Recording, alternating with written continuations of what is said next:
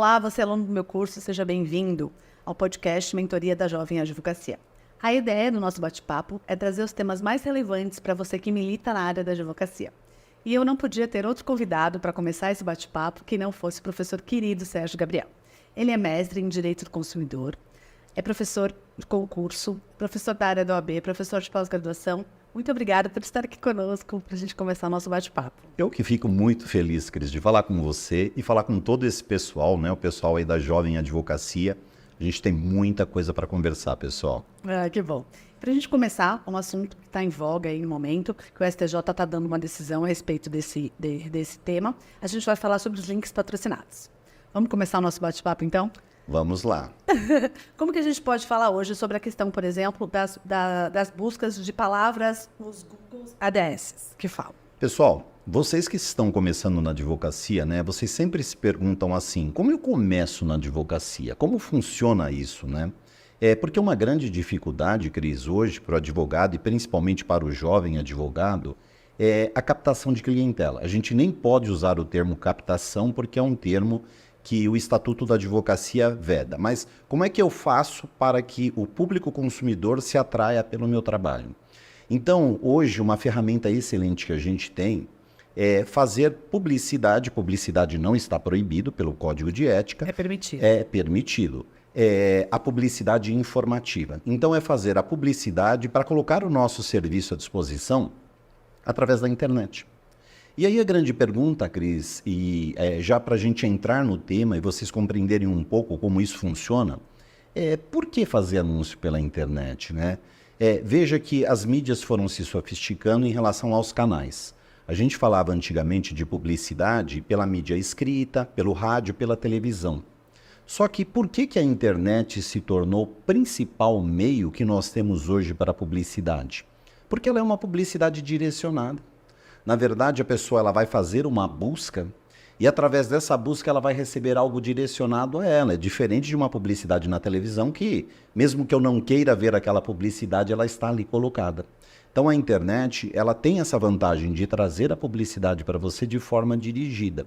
Então, é claro, a gente tem mecanismos para fazer isso e nós temos como mecanismos buscadores de internet. Por exemplo, o Google.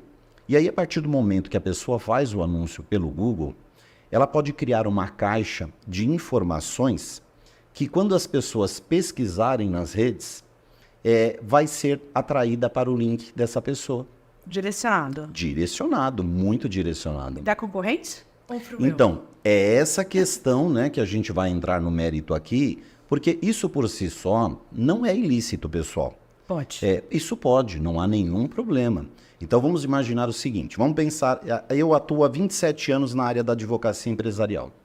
Digamos que eu quisesse fazer um anúncio através da internet. Eu contrate, por exemplo, o serviço da Google, o chamado Google ADS. Então eu contrato esse serviço de publicidade, eu vou colocar lá o meu link, mas eu vou associar ao meu link algumas palavras ou alguns termos de busca que quando as pessoas pesquisarem, elas vão receber o meu link. Então, por exemplo, coloco lá, advocacia empresarial, empresas, microempresas, recuperação judicial de empresas. E aí, toda vez que as pessoas colocarem essas buscas no Google, vai aparecer entre os links na relação para ela o meu escritório de advocacia. Você pode comprar esse número de palavras e direcionar para o link que você... Exatamente. E não há nada de ilícito nisso, não fere o Código de Ética, não há nada de ilícito. É como se fosse uma ferramenta. Quanto mais termos você coloca ali, maior o público que você vai atingir para poder receber o seu link e aí, consequentemente, essas pessoas chegarem até você.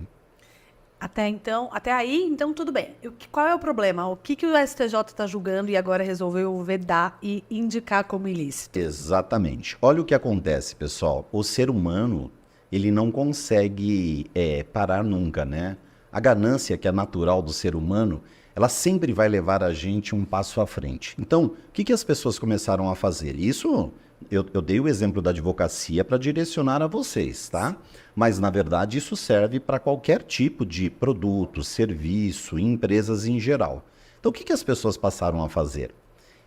Eu vou fazer lá o meu anúncio, Eu vou colocar os termos de busca para a pessoa me acessar, mas eu fico pensando o seguinte: quem são os meus maiores concorrentes hoje?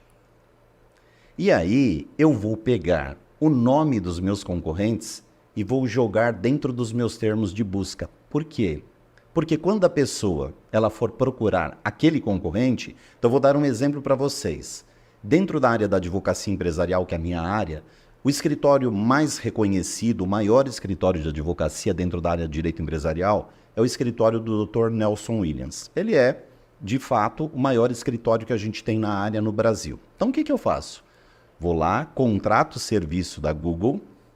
Na minha caixa eu coloco lá advocacia empresarial. Dentro da advocacia empresarial eu falo das minhas especialidades, direito societário, recuperação judicial, marcas e patentes, por exemplo. Mas aí eu acrescento um termo, advocacia Nelson Williams. Por quê?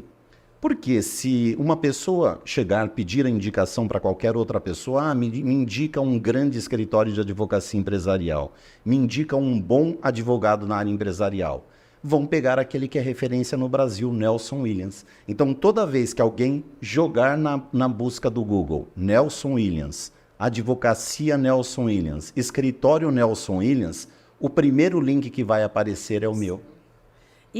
Nossa, isso é crime, claro. Imagino que seja, por isso que a gente está falando sobre isso. A questão é, como que o Google tem instrumentos para poder identificar se de fato eu faço parte do Nelson Williams e o link está sendo direcionado a mim e não a Cristiane? É esse o problema. Nós não temos regulamentação da internet no Brasil, gente. Então, quando você contrata esse serviço, pelos termos de uso do Google, você é que se responsabiliza pelos termos que você está colocando ali. O Google ele é totalmente isento, ele não faz uma verificação daquilo que você está colocando ali. Você está contratando uma prestação de serviço, mas quem identificou quais eram os temas, quem jogou os temas ali foi você. É o cliente. Então você é que responde pelo uso, se for indevido, pelo uso indevido daqueles termos. Uma pergunta, professor Sérgio. E se, por exemplo, eu contrato esse serviço, e vamos usar o exemplo que o senhor trouxe aqui. O senhor falou do Nelson Williams, mas o próprio Nelson Williams também contrata. Pode ter essa duplicidade de contratação perante a Google? Sim, com certeza. Com certeza. Nós vamos aparecer juntos. Entendi. Ele colocou o escritório dele, eu também coloquei o escritório dele no meu termo de busca, vai aparecer na mesma página, nos primeiros links ali. Vai aparecer o dele e vai aparecer o meu. O dele licitamente, o meu não. Porque aí quando você coloca, Cris, isso seria ilícito? Sim. O artigo 195 da Lei 9.279 de 96, que é a Lei de Propriedade Industrial, acaba tipificando essa conduta como crime de concorrência desleal. Na maior parte dos casos, por exemplo, se eu fizesse isso com o escritório do Nelson Williams, ele não está preocupado com o aspecto criminal, ele está preocupado com a concorrência indevida. E aí tem um dispositivo na lei, que é o artigo 207, que permite ele adotar meios judiciais para impedir que eu continue nessa prática. Então é por força desse dispositivo, o artigo 207, que levou algumas pessoas a ingressarem com ação.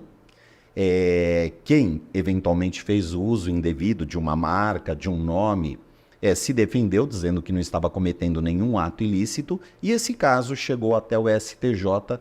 O STJ então já efetuou o primeiro julgamento e, por unanimidade, entendeu que é ilícita essa prática. E não poderia ser diferente, Cris. Então, é um tema que abrange diversas áreas, né? Direito empresarial, direito digital e também a questão do código de ética, né? Ainda mais e até o direito do consumidor. Por quê, gente? Porque o consumidor é induzido a erro. Então, veja bem que o consumidor, quando ele olha lá, Nelson Williams, e aparece o meu link, ele clica e ele entra em contato comigo, ele, num primeiro momento, ele está me associando ao Nelson Williams. É a impressão da boa-fé, né? Exatamente, a quebra do princípio da boa-fé. Que incrível. Então, esse tema é bastante relevante e foi o primeiro que a gente trouxe aqui no nosso podcast. Queria muito agradecer ao professor Sérgio Gabriel pela gentileza e convidar a todos para virem fazer parte da nossa pós-graduação, que a gente vai tratar desse tema e de tantos outros. Venha ser aluno do meu curso. Obrigada, professor Sérgio. Eu é que agradeço a oportunidade e vou falar uma coisa para vocês. A pós-graduação do meu curso, vocês já estão sentindo pelo nível de discussão que a gente faz aqui, não é uma pós-graduação qualquer. é uma pós-graduação que ela está antenada, sintonizada com o que há de mais moderno dentro da prática do direito em si, dentro do meu curso. É o ensino atrelado à prática. Até mais.